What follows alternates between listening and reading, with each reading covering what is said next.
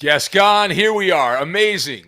Amazing. And the audio at the very beginning goes kaboom. Just like that. It goes kaboom. But that's the magic. We're doing it live. We'll do it live here. And we would like to thank the Carolina Panthers for showing up. And I was a little concerned at halftime because they hadn't pulled away. But that's one of the problems. I don't like betting the big favorite because then you have to, you got to sweat it out usually in the second half. Most of these games are close at the beginning, but a good start. I very rarely will bet a touchdown or more favorite on the road. There are some lopsided lines this week. There are some lines that you look at, you're like, holy crap, what is that in the NFL with road favorites by a wide margin? So we'll give it a go. Last week, it was not particularly. Oh, you want to look? You want to look? No, we can look. We can look. We can look if you'd like to. We're in a hurry. There's a clock up there. We're in a hurry. Okay. Oh my gosh. 7 and 9. Now hold on a second. Yes. Now the Lions, Jared Goff gave that game away in the late third quarter. In the second half, he fumbled. It was a disaster. Threw an interception. Yeah. That was bad. So that was one that could have gone my way in that direction. And Jacksonville, I've learned my lesson on them. They're not a real NFL team. And Atlanta, how about Matt Ryan? That game, the Falcons, 2 pick sixes within the span of a couple of passes from Matty Ice, who should be on ice. Yeah. The Atlanta Falcons. So, there's a couple of games would have flipped it to 9-7. It was not a great week, but this is a new opportunity, Gascon. This is a new chance to dominate. And we're not going to waste any time because this is the new lean, mean version of Benny versus the Penny. And it's very early. I had a great week 1. Wow. Did you see Penny in week 2? Holy smokes. 11-5? Wow. Yeah. Oh, look at the record. It's amazing. The same exact record. So, so impressive. I don't know what you're talking about. So impressive. Yeah. I just want to point that out, Gascon. All right. My goodness. Oh, my. Anyway. All right. Let's get into this right now. Here we go. Yeah. I did put the clock because you are Benny by the clock for the clock whenever the clock says so. So that red indicator at the top. As soon as that thing hits 000, you are lights out. No pun intended. All right. Well, I'm not going to be distracted by the chat. Although I did just look at the chat and I saw Queen Roxanne, Alf the Alien Opiner. Alf is always there. I think if I announced on YouTube that I was going to go to the bathroom, Alf would be tuned in to watch. I mean, it's wonderful. I love the guy. He's a tremendous fan. Even Robbie the Mariner fan. Unless that's an impersonator, Robbie the Mariner fan has shown up. Queen Roxanne is there. So the Maller, Roscoe the Parrot and David have shown up. So the Maller Militia showing up right away. But we begin the festivities on the NFL card. You see Washington and Buffalo, the first game up here. And this game being played at Highmark Stadium, which used to be Ralph Wilson Stadium. Ralph Wilson. It's changed names. It was New Era Field for a while. Washington 1-1, Buffalo 1-1. You see the record there, although we haven't updated quite the record there. But anyway, on Fox, Chris Myers and Darryl Moose Johnston have the call. Chris Myers, part of the Fox Sports Radio Alumni Association. So it's going to be in the 60s at kickoff. Mostly sunny, fall weather in Orchard Park, New York. And I am taking, the pick is in, I'm taking Washington here in this game. Ron Rivera's defense has not lived up to the hype.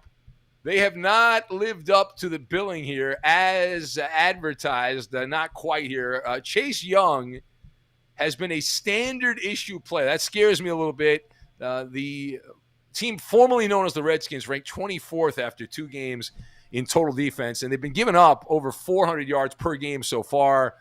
But the great equalizer here, Josh Allen, who has stumbled out of the starting blocks. He's 31st in yards per attempt and 27th in quarterback rating. Sorry, Robbie the Mariner fan. Now, the Bills' defense is very good. Those numbers are skewed because they played Miami and Jacoby Brissett wasn't ready to play last week. But 7.5 points, getting over a touchdown in this game. It'll be a close game, decided in the fourth quarter.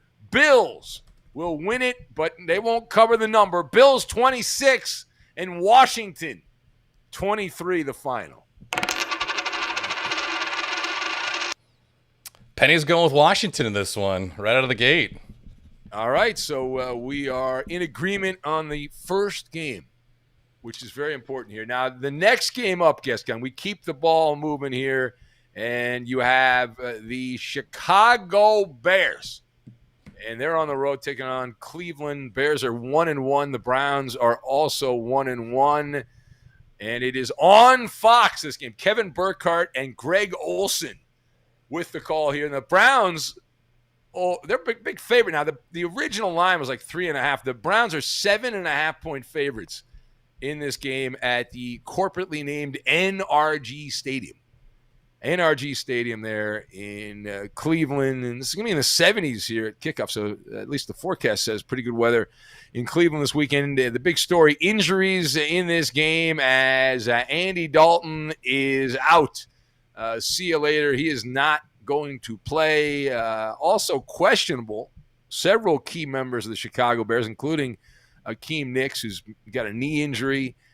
He's dinged up. Also, Eddie Goldman, big nose tackle for the Bears, has a knee injury as well. Eddie Jackson's got a bad toe. So there's a bunch of guys on defense that are all dinged up. But I'm actually going to take the Bears in this game, even without their quarterback.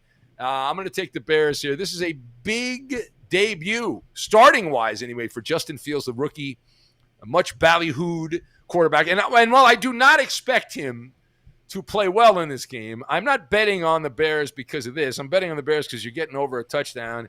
And also the offense for Cleveland is going to try to run. That's their running team. Baker Mayfield is there as a caddy to occasionally throw the ball. But Nick Chubb is averaging 6.8 yards per carry. That's second only to Tony Pollard. I expect the Bears to do a better job of containing Nick Chubb in this game. And the Browns, you're snickering over there. But the Browns, with Jarvis Landry, he's out. Odell Beckham is going to play, we hear, but how effective is he going to be coming off injury? So there's a lot of dinged up or missing firepower for the Browns in this game. So I expect Chicago. The key here, David Montgomery, the ground game, and the offensive line's been a little shaky pass blocking anyway. I expect a lot of dinking and dunking when they do pass.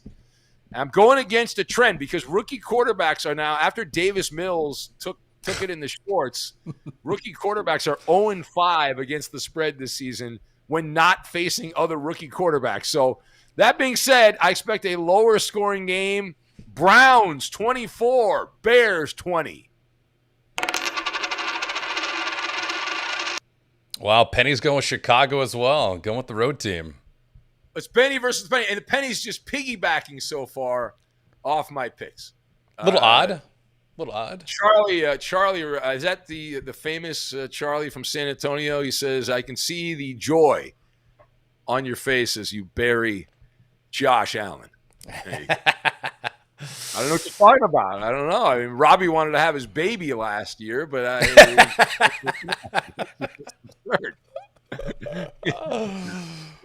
told you so proud. The I told you so. Yeah.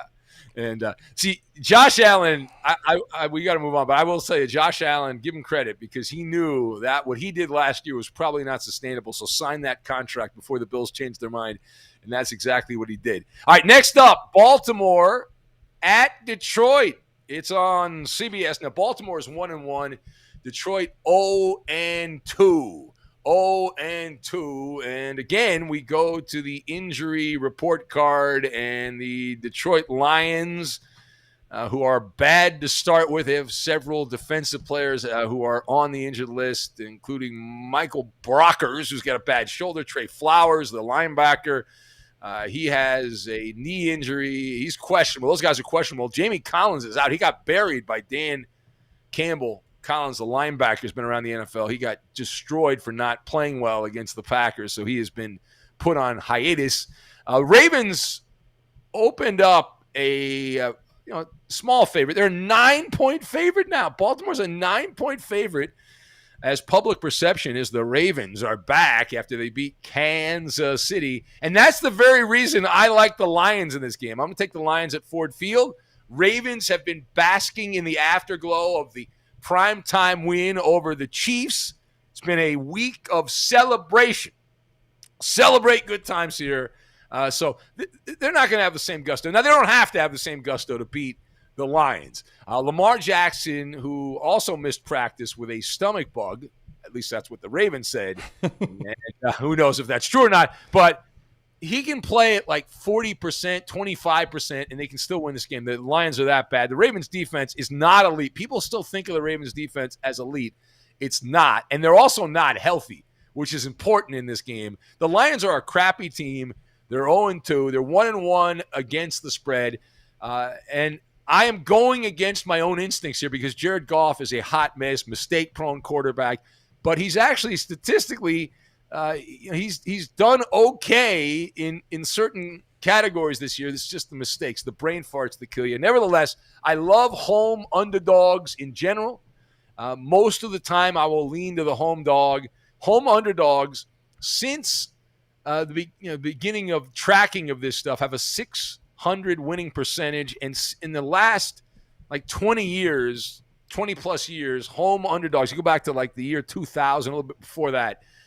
Teams have a 638 winning percentage at home. Home dogs of at least 7 or more. So I am taking the Ravens to win, the Lions to cover. Ravens 27, Lions 20. The final. Oh my gosh, Penny's going with the Ravens in this one. All right, so that's a big number. That's a 9-point line, Gascon. I know. That's a lot of points. And you see, well, the Ravens will come out and they'll be up 14-0. That's true, but there's a lot of garbage time.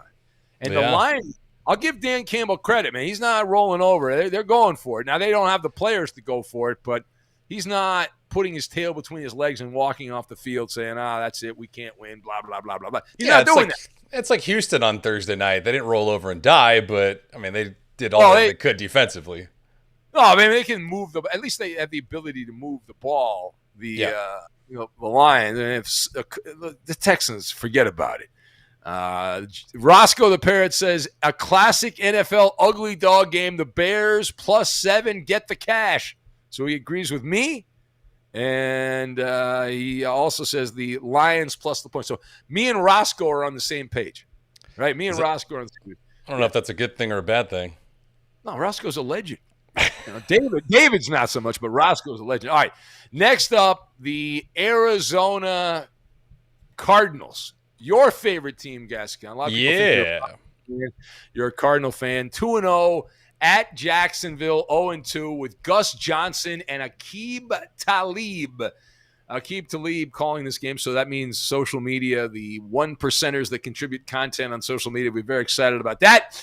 Cardinals opened up a massive favorite. They're 9.5-point favorites in this game. They're 7-point favorites right now as we speak at TIAA Bank Field in Jacksonville. And after thorough analysis of this game, I am going against my own instincts here, and I will take the Cardinals. I will lay the 7 on the road, but this is more of a bet against Jacksonville. You talk about growing pains for Urban Meyer. The Jags are currently on a 17-game regular season losing streak. They won last year against the Colts in the opener, and then they lost every game after that. But 17 straight regular season games with different coaching staff, different players.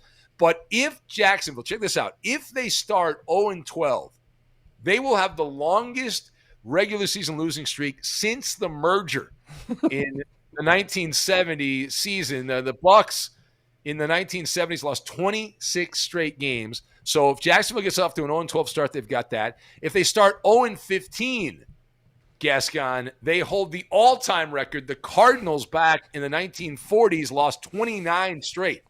So this is historically bad for Jacksonville, and most of these games are not even close. I'm going to wait until I see Jacksonville show a little more fight. Because this is a show-up-and-win situation. And Cliff Kingsbury, as much as I goof on the Cardinals, he's got a very good record on the East Coast playing that early game, which is usually a problem for teams in the West. 7-3 against the spread. And also, Trevor Lawrence, 36%. We had this stat the other day on the radio show. 36% of Trevor Lawrence's pass attempts have been uncatchable. That is the highest rate in the NFL. So he sucks beyond belief at this point. It's not even close. So I'm not confident in the Cardinals. I can certainly see Kyler Murray coming out, throwing 2 or 3 interceptions in this game, and that turning the score around, keeping Jacksonville in the game. Special teams obviously is part of it. But I'm gonna take the Cardinals. I will lay the 7. Cardinals 33, Jags 17. I know it pains you to do that, but the penny's going with Arizona as well. I mean, he might throw a couple picks, but he's going to probably throw for 4 or 5 touchdowns and run one in too. So yeah, clearly your leader, the MVP so far early this season. No, he's not. That's Matthew Stafford. But last week, Kyler Murray pretty much gave the game away with those final drives for Arizona. You can't give something away if you didn't lose. They won the football game. They Vikings won the game. We don't want it. Greg Joseph, the kicker, said, "We don't want it here. We'll give it back to you. Here you go. Knock yourself out." But no, absolutely. I mean, I gave. See, this is why you're part of the media cartel. You're part of the media elites, guys. Am I protected? You live west of the 405. Yeah, I see the light here. I know what the Illuminati are up to, and that was all a rigged deal. It's all part of the master script of the NFL. All right, moving on. The L.A. Chargers in Kansas City, and this is one of the magical picks of the week here, one of the 5-star picks of the week in the NFL. The injury report, the Chargers dinged up. Joey Bosa is not going to play in this game. He is out. Chargers have several other players of note on the injury list. So there's a lot of issues on that side, and the Chargers have not been particularly great on the defensive front. The Chiefs, a 7-point favorite. They opened up at 8 at Arrowhead Stadium on an 80-degree day in Kansas City, and I am taking, with Jim Nantz and Tony Romo, their 5-star pick. Show me your lightning bolt, the Chargers. Chargers plus 7, divisional game. Anytime you get 7 or more points in a divisional game, my mantra, always take the points in a divisional game. I'm doing that, and this is a track meet situation. The Chiefs are allowing 6 yards per rush attempt. That is the worst rush defense in the NFL. The Chargers are allowing 5.6 yards per rush attempt. Overall, Kansas City has allowed 938 total yards. That is the most in the NFL by a country mile. So this game will be high scoring back and forth. It's hard to bet a big favorite when they can't stop the other team. This defense is on level with that Chiefs defense that lost the AFC Championship game to Tom Brady and the Patriots a couple years ago. And Justin Herbert has put up pretty good numbers, solid numbers across the board. He leads all quarterbacks in completions, passing yards, and first downs on the most important down, third down. So I'm not betting on anyone's defense here. Also, some of the trends here are good. If you're a trends player, Patrick Mahomes 5-3, which is not amazing after a loss against the spread. And Kansas City, check this out. This is an amazing stat. Andy Reid usually pretty good against the number. Last 13 games, the Chiefs are 2-11 against the spread going back. That includes the playoffs.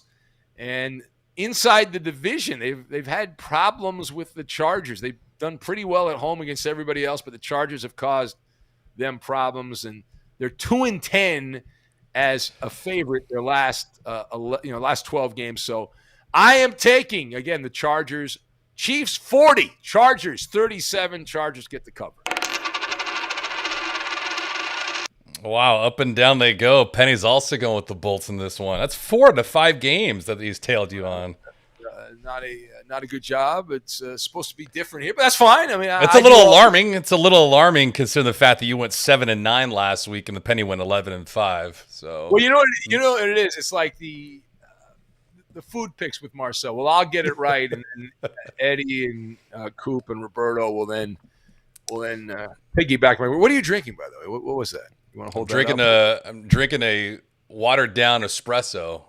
I had it at 8 o'clock in the morning after I ran this morning. So, yeah. See, that's what you bragged about running. See what you did there? You bragged about running. You worked in a humble brag. Yeah, I did. How was that? Was it good? Was it like evenly pushed in? Did I layer that in for you? It was smooth. I'll give you that. It was smooth. Clearly. All right. Jeez Louise. Next up, New Orleans at New England. New Orleans 1-1. New England 1-1. It's on Fox. Adam Amin and Mark Schlereth have the call. Remember when the Patriots got all the top announcers every week, and now Adam Amin is doing Patriots games. Anyway, Patriots game was a pick 'em. Patriots are a 3-point favorite at home in this game. Mostly sunny. In the 70s, low 70s, so that fall weather starting to kick in a little bit at Gillette Stadium. And I am taking the Patriots in this game, and it's a bet on New England's defense. Now, I'm not going to sit here and sing the praises of the Patriots offense, but I buy the Patriots defense. I think that's the real deal here. Bill Belichick, a mastermind of confusing the opposing quarterbacks. And Jameis Winston, while he is all over the place, he is prone to fall into the trap of elite defensive teams. And if you can create turnovers, and the Patriots, we believe, will, that means short field situations. You can run that offense where you run the ball and occasionally throw a short pass with Mac Jones, who's done very well in that rudimentary offense the Patriots have been running so far. The red zone, not particularly great. Patriots are the worst team in the NFL in the red zone, so they've had issues against the Dolphins and the Jets. Now, I don't know which Saints team's going to show up. They had their big win against the Packers. They came back and just puked all over the field last week against Carolina. Now, we think the Panthers defensively are pretty good. This is also, even though it's technically the second straight road game, this is the third straight road game because they had to play in Jacksonville as a home game to begin the year. So if you look at the history on the comps, historically, teams that play their third straight road game, you're doing pretty well betting against them. So I will take the Patriots in a low-scoring game with a Jameis Winston ill-timed turnover to help the Patriots offense out. Patriots 24 and the Saints 20.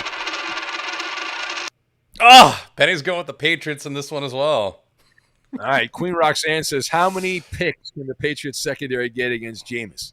At least 2. It's peace sign. I'm going at least 2 in this game. You can't do that anymore. That's like banned by the NFL officials for taunting. So you can't do that stuff anymore. Tyreek Hill. Tyreek Hill. The Tyreek Hill thing. My goodness. Man, oh man. All right, we'll keep the ball moving here as we're almost midway home. On this edition. I see the clock there. Tick tock, tick tock. Next up, Atlanta 0-2, and the New York Giants are 0-2. It's on Fox. Friend of the Maller Militia, Kenny Albert, who I've met a few times over the years doing hockey games and whatnot. But Kenny Albert and Jonathan Vilma have the call, and the Giants opened up a 2.5-point favorite. They are currently favored by 3 in this game at MetLife in Jersey, and low 70s at kickoff, the forecast for Sunday. So the pick is in, and the public is all over Atlanta, but I'm going against the public here. The Giants. I don't know why you would pick the Falcons. Atlanta's 3-10 against the spread in the month of September over recent years with Matty Ice. Now, the Giants also have shown a little bit of an uptick here. They're 5-1-1. Since last season against the spread. This is a game that's a flip the coin special, but the Giants have a little extra rest in this game, and the Falcons have been exceptionally horrible. The one strength you expected was the passing offense, and that has not shown up. Arthur Smith, the son of a billionaire, I don't know what's going on with that guy, the coach there. Matt Ryan does not have a single completion that has traveled at least 20 air yards from the line of scrimmage. So they're all messed up and backwards and all that. And the Falcons, it's hard to trust them, even with a small line like this. Now, Danny Dimes is also, he's got his own problems. The Giants had locker room turmoil. We talked about that, did some monologues about that this past week with the wide receiver Galladay not happy and complaining, and the Giants spin that game away.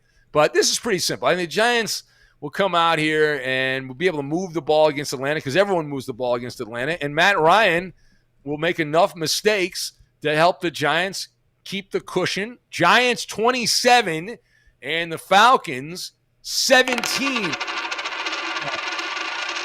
Not this time. Penny's going with the ATL. All right. Robbie the Mariner fan says, what an awful game.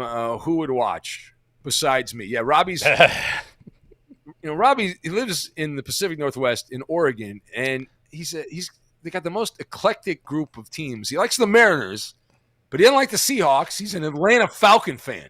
Oh. Very bizarre. Very bizarre. David agrees with me, and Roscoe the Parrot says -3 for the Patriots on that previous game that we did. And Queen Roxanne says both teams lose. So just a little taste of the monologue. And Alf says, how many picks will the Patriots have? And that's what Queen Roxanne also, I think, asked that question. Maybe I screwed that up. Anyway, all right, next up, Cincinnati 1-1 at Pittsburgh 1-1 in an AFC North slobber knocker on CBS with hollering Kevin Harlan and Trent Green on the call. And the Steelers originally were a 6.5-point favorite, but the great equalizer, injuries and performance, Pittsburgh a -3 favorite in this game. Several key Pittsburgh players out with injury. The weather in the 60s at Heinz Field in Pittsburgh. The pick, the Cincinnati Bengals, the side I am on here. This is a bet against Ben Roethlisberger, who is shooting blanks, Gascon. If you've been watching so far this season, he's battling a pectoral injury. He's going to play in this game, but the offensive line, people love it. Anytime the quarterback starts sucking, they always blame the offensive line, never the quarterback, because you make excuses for the quarterback. Ben Roethlisberger has a 38 quarterback rating in a clean pocket, meaning that when the offensive line does their job, he still blows chunks. Hello? And 29th in the NFL with a clean pocket. He is the problem. He is the problem. And since the start of the 2018 season, it has been wise to fade Pittsburgh when they are in the gambling world as a favorite. Now, since 2018, with Roethlisberger at quarterback, Pittsburgh is just 9-14-1 as a favorite. That's a .391 winning percentage. The defense with all those players in the injury tent. Now, I am worried about Joe Burrow. The turnovers can really kill you, and that is a factor in this, but I'm going to overlook that, even though it's the thief of joy winning against the spread. Burrow has been sacked a bunch also. He's got to learn to get rid of the ball quicker and throw it away. But I think the Bengals will get rolling on offense here with those guys out for Pittsburgh. And we saw the Raiders move the ball against the Steelers last week. I think Cincinnati is going to move the ball just as well. Cincinnati, 26. Pittsburgh, 23. Upset City. He's the anti-Phillip Rivers. Penny's going with the Cincinnati Bengals as well. Alf says, Benny sure does love him some Joe Burrow. Yeah, I'm a fan of Joe Burrow. I think he's pretty good. I don't want to go full fan situation yet. Jimbo says if the Bungles can't cover +3 versus the Pittsburgh team, they never will. That's according to Jimbo. So if Jimbo said it, it must be true. All right, we are closing in on the halfway mark, Gascon. Halfway mark. How are we doing time-wise? We're doing pretty well, right? We're doing well. I just I had to do some housekeeping. I had to update the furniture a little bit, and I don't know. We're good. 30 minutes to go. I mean, it's solid, right? We're making good time.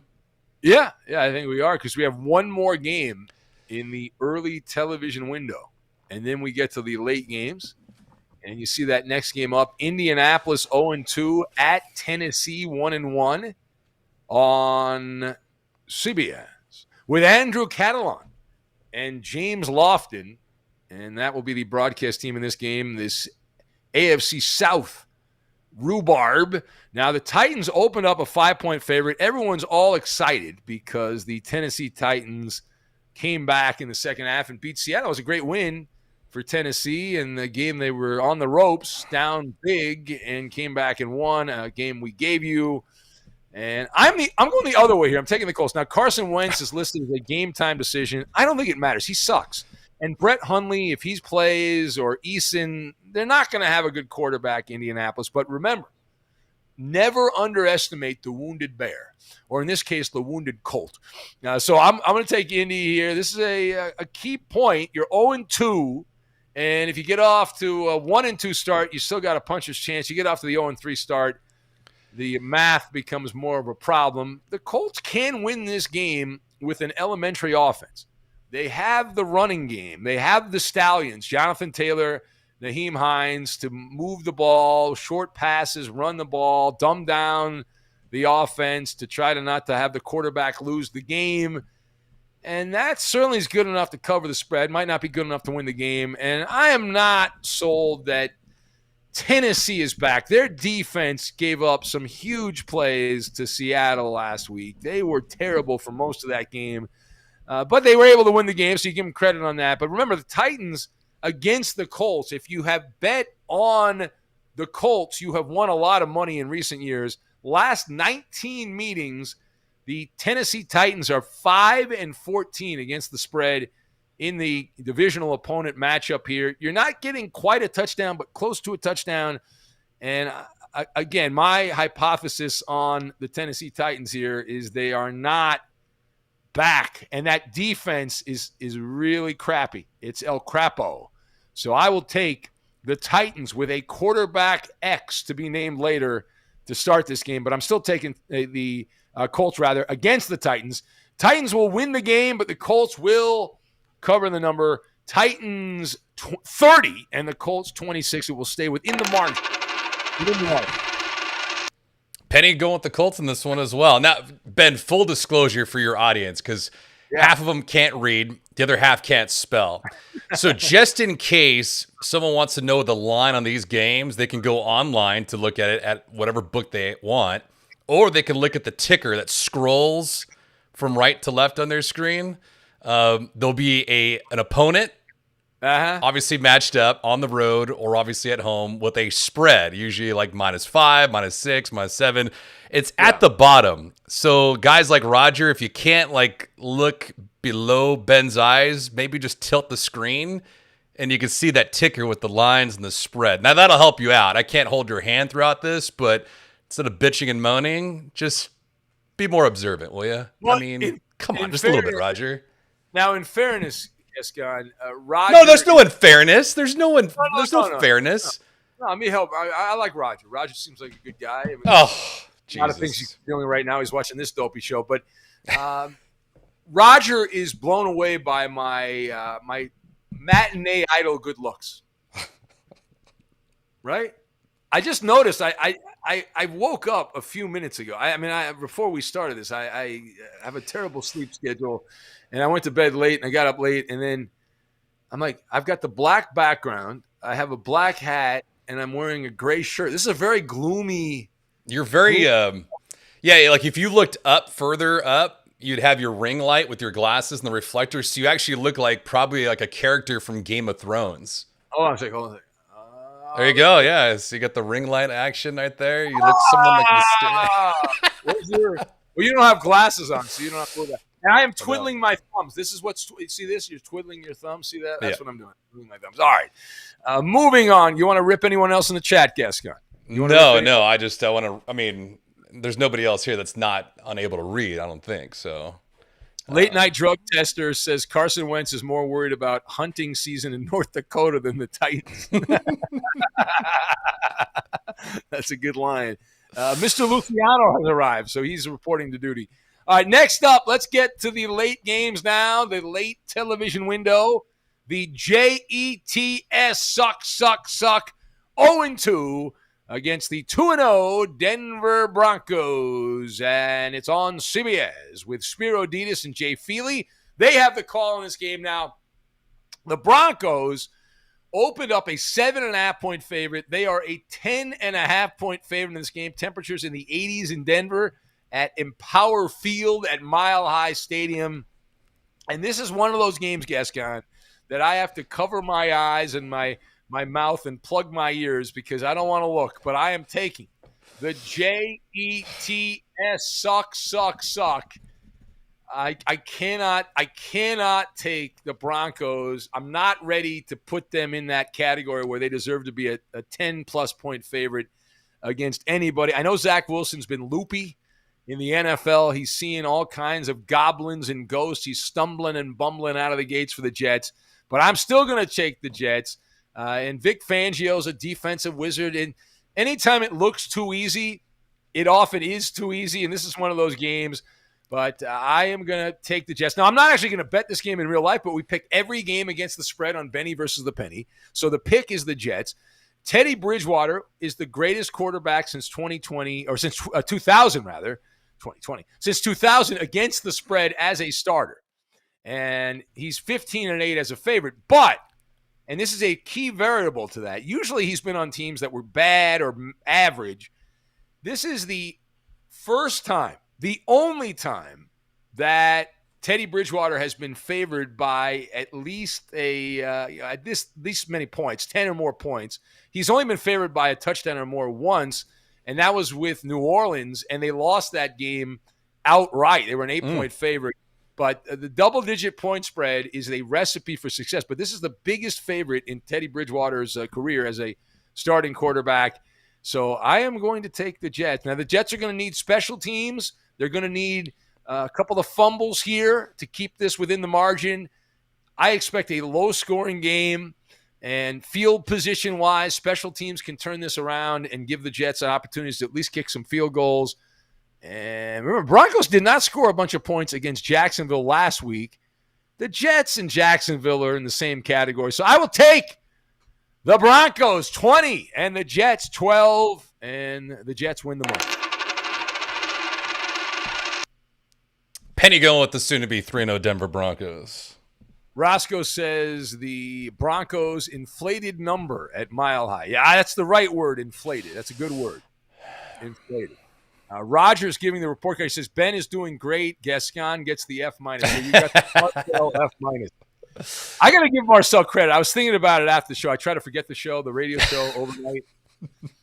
Marcel, I asked him for his pick of the week because Rob in Vegas recommended doing pick of the week. So I said, okay, well, Rob will do it. And so I said, who do you like this week? He said, he kind of stumbled, Marcel, and then he said Giants. So then I said, all right, who else do you like this weekend in the NFL? He said the Falcons. He picked both sides. You cannot lose when you pick both sides. Well, you will lose against the Vig, but I thought that was hilarious. Maybe he's getting multiple lines from different books. It's maybe possible. Maybe he was giving a shout out. I don't think he knows what a line is. Maybe he was giving a shout out to Eddie Garcia, Canadians versus the Canadians. That's true. One of the great bloopers of Fox Sports Radio history. Yeah. All right, next up, Miami 1-1 at Las Vegas 2-0. It's on CBS. This is your game of the week, no? Yeah, this is my second game of the week. I had the Chargers. This is the other game I love a ton here. Now, the Raiders opened up a 4-point favorite. Actually, they were 1.5-point favorites. They're up to 4. The Raiders becoming the darling of the public team. They have the most. They're becoming a public team, which is a darling. Most impressive resume. And the Dolphins, the pick. I'm taking Miami this week. I'm taking Miami plus the points, even with a quarterback change in Miami at Allegiant Stadium in Vegas. Temperatures in the 90s. It's a dome, so who cares? But coming off in back-to-back impressive wins. But you realize there are a lot of injuries involved in both those wins. Baltimore dinged up. The Steelers dinged up. And they also have a very important divisional game against the Chargers next Monday night. So you start looking ahead a little bit. But this is mostly a confidence play on Brian Flores. And he has been one of those sneaky good coaches against the spread. And if you look at the numbers here, Miami getting pants last week. You love betting on teams that are pretty good teams that get embarrassed the next week because they have extra focus. They come back here. Good defensive team. Miami is 5-0 against the spread following a loss, a straight-up loss. Brian Flores, as a road underdog, since he took over, the Dolphins are 9-4 against the spread. And the Raiders have really taken advantage of the big chunk plays, and they've done a tremendous job. They've gained 10 or more yards on 39 plays this season, most of any team in the NFL. The Dolphins don't allow big chunk plays. They don't. And they've so far, now they say they play the Patriots. They didn't really try to throw it down the field. But they did play Buffalo with Josh Allen, and they are third fewest as far as big chunk plays. So that means the Raiders are going to have to run more plays, shorter plays, if that holds up.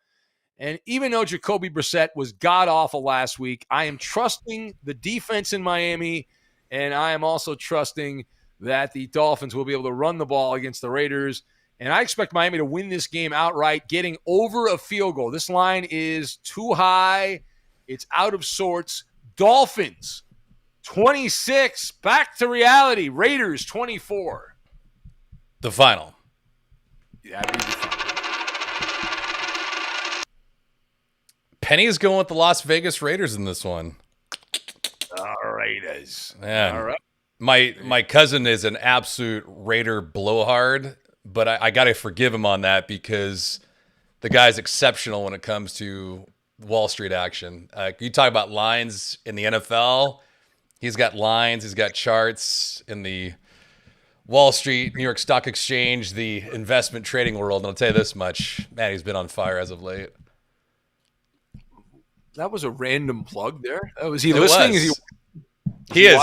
He's actually a huge fan of yours. I don't know why. Really? Like randomly happened, and so. Do you trash him? Do you rip me to him? Tell him like the evil stories about me being an a-hole and all that. No. You keep everything in house. You can't go outside like that. If I'm gonna go, if I'm gonna go outside, I might as well get some money out of it, right? I need to go like to TMZ or go to like. What's it? TMZ, man. They had some amazing video on TMZ. What zoo was that at? Man, I had several people send me the action at the zoo. There's a lot of high scoring action at that zoo. Is it in the Bronx? Was that where that was? I think so. Yeah, one of the boroughs, anyway. Yeah, there's more scoring there than the Jets have had. And you get that stuff usually like bright and early too. So it's like, wait a minute, what am I watching? What am I looking at right now? Have you ever seen that before? I remember as a kid, I went to the San Diego Wild Animal Park, and there were some birds and the bees activities taking place there. I remember as a kid. I remember I don't even really remember what I saw. I just remember my parents freaking out trying to cover my eyes. I remember that. That was amusing to me. Man, oh man. Jimbo says next we can play Benny versus the Bears on Wall Street. Yeah, hey, the Wall Street picks. We can do a financial podcast, Gascon. We can do a spin-off of that. I told my cousin that he should partake in that with you, but the only problem is that I don't know if they have enough money to be thrown around to make some serious money on it. That's the only issue. No, well, there'd be an audience for it. Absolutely. There's only a couple people that could probably maintain that, like Tammy and Roxanne. A couple of females. Right. That could, What about Alf the Alien Opiner, or Mr. Luciano, or Robbie? Charlie? I don't know. Alf's got a syringe problem. Wow. Alf is a hero. Do you understand? Alf the Alien Opiner. He lives down the street from where Muffin McGraw is in the Pro Basketball Hall of Fame. That must be such a disappointing. Why doesn't the NBA have their own Hall of Fame? I don't know. I guess none of the leagues actually have their own Hall of Fame. I blame baseball because baseball started the National Baseball Hall of Fame in Cooperstown, and the leagues, they copied that. They're like, well, let's just have a National Hall of Fame. But I was at the Hall of Champions in Indianapolis years ago, and I was all excited to go there, and I wanted to see all this stuff from basketball players and football players. And then I got there, and it was like soccer and softball and all that. And I was like, no, how much did you pay to get in there? God, it was probably it was years ago, so it was probably like $25, something like that. I don't know how much it is now. It was around in the ballpark of $25 when you include parking and all that was included. All right, next up. Roger made a good point. He says it doesn't matter to you. You got $3 million worth of assets in your underneath your account, so it's net worth. Ben Maller, $3+ million. Clearly, unless that's not true. All right, Tampa Bay 2-0 at Los Angeles 2-0. It's on Fox with Joe Buck and Troy Aikman. Now, I'm supposed to be in attendance at this game, so any of our fans in LA, I'm supposed to be there. However, I have not received my parking, Gascon. And if I don't receive my parking, I am not going to SoFi Stadium in the hood in Inglewood. If you don't receive parking, yes, you're going to get free food. You're going to get free drinks, and you need parking. Parking to me is more important than food. I can fast. The food's crappy usually at these games. So you're not going to fast. The most important thing when you live in LA is parking. That's it. And Eddie was telling me horror stories about the parking getting out of SoFi Stadium. So I've had the case of neurosis this week where I'm thinking about, oh man, I'm gonna get stuck. I'm not gonna make it to get ready for the show, and I'm gonna be scrambling and all this stuff. So but I want to go. Are you gonna charge the Rams for gas money then? Is that what your play is here too?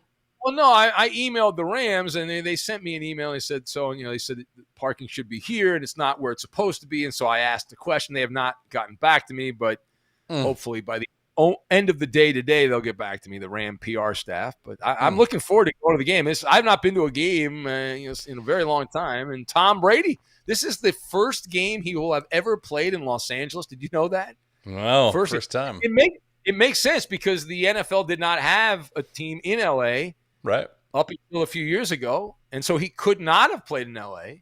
But he didn't play at Michigan either in Los Angeles. So anyway, this is the game. The Bucs originally were a 2.5-point underdog. They are now a 1.5-point favorite at SoFi Stadium, and I'm taking the Rams in this game. I like the Rams, Tom Brady and the Buccaneers. Will they be caught peeking ahead? This Ram game, while it's a big game, it is the warm-up act for Tampa Bay and all those ex-Pats, and they go back to Foxborough the following weekend. And so this is the old look ahead. Don't get caught looking ahead. The Bucs, even though they're 2-0, they have been a sloppy team. And that catches up to you at some point. And Bruce Arians riding along, he didn't give a crap and all that. But they have the NFL's second most penalties per game 2 weeks in, 10 penalties per game. So that gives the Rams field advantage. The Rams have committed the second fewest penalties. So field position-wise, the Rams should have an advantage if that holds what has happened early in the year. And I just love Sean McVay in September. Since he took over, the Rams are 10-5-1 against the spread, 5 above 500 under Sean McVay. Also, last year, remember the Rams played in Tampa against what would become the Super Bowl champion Buccaneers, and the Rams won that game. Tom Brady made a couple of horrible throws in that. But the main reason I like the Rams, other than Sean McVay, is the bet against the Tampa secondary. You are the weakest link.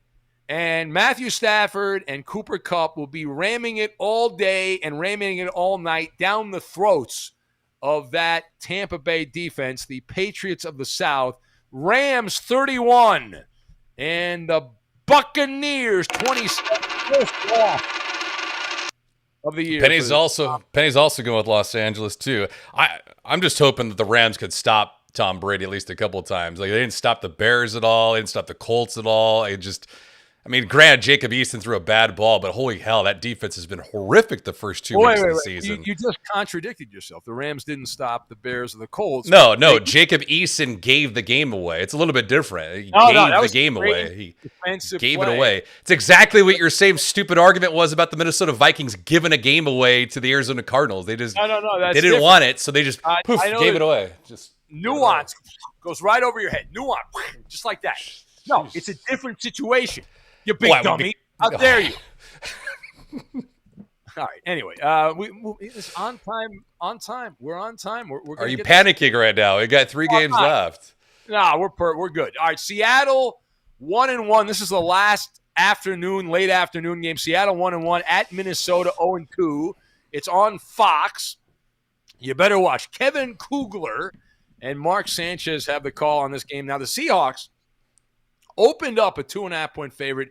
They are favored by 2.5 at U.S. Bank Stadium in the Twin Cities. I got to get to Minnesota at some point here, Gascon. I got to get there. Listen, first time you go there, you got to find Paul Allen, and you got to ask him what he was thinking for week 2, that week 2 call. Well, we got to try to get him on the podcast. Is what we were supposed to have Allen on, and it was a scheduling conflict, but we'd love to get him on to ask him all kinds of goofy questions. But everyone in Minnesota is like, you got to come and hang out with us, and I want to go. And then The Juicy Lucy. That's the famous local burger, the Juicy Lucy. I love a good Juicy Lucy. It's wonderful. Sounds a little dirty, doesn't it? Anyway, all right. The pick is in. I'm taking the Vikings in this game. Minnesota has been, we talked about it, just bad enough to lose. 0-2. Game-winning field goal, shanked. Last week, Dalvin Cook, week 1, fumbled the game away against the Bengals. Terrible late fumble in that game. And so now it's home cooking, which is actually not good for the Vikings. Vikings have lost 7 straight games at US Bank Stadium straight up. They're 2-4-1 against the spread in those games, and 7-11 against the spread since the start of last season. That is tied for the second worst cover percentage in the NFL. But I am taking the Vikings nonetheless. Seattle crumbled in the second half against the Titans. I think there's some carryover to that. There was some finger pointing. Pete Carroll called out Russell Wilson. Russell Wilson pushed back. He barked back at Pete Carroll. So the game within the game, and I actually believe Minnesota is a sneaky good pick as a small home dog. And you look at the numbers, teams 0-2 in that third game who are halfway decent have been a pretty good bet over recent years in a similar situation. The Vikings numbers are not particularly great, but Seattle has actually failed to cover 6 of their last 7 on the road for Pete Carroll. Vikings 33 and the Seahawks 30. Penny's going with Seattle in this one. All right, Penny's going with Seattle. The chat is alive and well. Let's see here. Alf says Jerome can only bring Ben home. That's it. Jerome can chauffeur Ben to the game. He says, oh, yeah, that's right. There you go. All right, anyway, moving on. The next game, Sunday Night Football, Green Bay 1-1. The Santa Clara / San Francisco 49ers 2-0. It's on NBC with Al Michaels and Chris Collinsworth. Now, the Niners opened up a 2.5-point favorite. That line went all the way up to 3.5. It's back down to 3 at Levi's Stadium. Sunny and in the 70s now. Do I think the Packers have fixed all their issues? No. I pointed out they were not particularly good for 75% of the game Monday night against a bad Lions team, but they are an attractive bet here as a road dog. Very rarely will you get Aaron Rodgers plus the points, and in this case, you're getting a field goal. That's hard to pass up. Short week for Green Bay. The thing that bothers me a little bit, the Packers on the West Coast, I recall in recent years them traveling by stagecoach and getting the Spanish flu on their way to the West Coast. But I do expect a stronger performance here. And this is also a play against the 49ers. I don't think they're very good. They really didn't impress me against the Eagles last week. The week prior, they allowed the Lions to come back and cover the spread late in the game. I just don't think they're legit. 2-0 sounds good. People get excited about the 2-0. But keep in mind the history here. Garoppolo, since he got to San Francisco, has been a favorite in 19 games and has a 7-10-2 record against the spread as a starter. So he got a losing record as a favorite. Kyle Shanahan, since he took over as a home favorite, the 49ers are 4-12-1 against the spread. Doesn't mean they've lost all those games, but against the spread they have. That's a 25% success rate, tied for the worst in the NFL in that period of time. So I am going to take the Green Bay Packers to pull away from the 49ers in the second half. Packers 30 and the 49ers 24. Penny going with Santa Clara in this one. All right, very good. We move on. Mr. Luciano says the only thing the Rams are going to ram is into second place in the division. That is wrong, Mr. Luciano. Bad take by you. There you go. Queen Roxanne's already checking out. She says, great show. Why'd she put your name? She put your name. It's Ben and David, not David and Ben. It's Ben and David. Well, B comes before D. Come on, please. I don't know. Yeah. I don't have any G-rated comments for that, but she had to get her fix on, and now she's leaving us like a prom date. Yeah, she's leaving early though. This is a premature exit situation. She got hers. How about that? I think we have a pill we advertise that will help you out on that. Anyway, all right, moving on. Monday Night Football, the last game on a Monday night, and it's Philadelphia 1-1 at Dallas 1-1. Is on ESPN with Steve Levy, Brian Greasy, and Louis Riddick on the call. And the Cowboys, a 3.5-point favorite in this game, open 3.5 points as the favorite. Mostly clear, temperatures in the 80s in Jerry's World, the Dome. I'm taking the Cowboys in this game. This is a play against the Eagles. Jalen Hurts turned out to be the guy we thought he was. He's a running quarterback that doesn't throw the ball very well unless he's playing the Atlanta Falcons. He stumbled against the Niners last week. He does lead the NFL, Jalen Hurts does, in yards per rush at 8.5 yards per attempt. The passing offense was back to the Bronze Age last week against San Francisco. It was just a throwback game, low-scoring, ugly game. Philadelphia is the most penalized team in the NFL so far. So they have had a lot of mistakes, 11 penalties per game so far. They're very fortunate they got the blowout win over Atlanta in week 1. And we saw against the Niners, who are a mid-level team, the Niners, what happened there. And now they're playing the Cowboys, who are also, I have the Cowboys as a mid-level type team. Now, the numbers, the comps on Dallas are not particularly good. Jerry Jones and the Cowboys are 1-7 against the spread in their past 8 as a favorite. They're 1-5 against the spread, their last 6 in the division. And since Mike McCarthy took over, the big fatty on the sidelines, Mike McCarthy, Dallas 7-11, just like the convenience store against the spread. That's tied for the second worst cover percentage in the NFL. The Cowboys are the more talented team, and Dallas will be able to score points in this game. I don't think Philadelphia, even with the Cowboys defense being a little bit better this year, but not great, I'm still not sold. The Cowboys defense is back. They did have an impressive accomplishment because of some Charger mistakes last week. You saw that game. The Chargers had several touchdowns taken off the board because of incompetence, and that kept the score down for them. And I can see the same thing happening for the Eagles this week. Dallas will be able to score. I don't think Philadelphia will enough. Cowboys 36 and the Eagles 23. The final. Penny also going with Dallas in this one. That San Francisco game last week, man, that was awful. I mean, they had countless opportunities down near the goal line and put it in and scored a mere 11 points. Awful. Yeah. Well, the game was like there was one touchdown, I think, at halftime in the game, and it was just agony. No. Absolute agony. Yeah, it was. Charlie says, great show, guys. Keep on kicking ass on the podcast. Well, thank you, Charlie. And the podcast is up. If you're a college football fan, we do a deep dive on the men of Troy, the USC Trojans. But also we talk about a bunch of other stuff in addition to that, right? Bama, Clemson, yeah. A Heisman voter on this week's edition of the Fifth Hour podcast. I'm actually going to send out a link when I get done with this, and I know you're excited about that. The moment I send out a link, Escon, important. I just noticed, though, that I am extremely ghost white. I'm like Casper the Ghost over here, and you are like a tomato. Yeah, I'm wearing a mask like all the time. When I go to work, I got to wear a freaking mask, so it impacts my cheeks, man. No, but I'm saying it looks like you've spent a lot more time in the sun. I'm just telling you, that is because of wearing a mask. I got like massive skin irritation from it.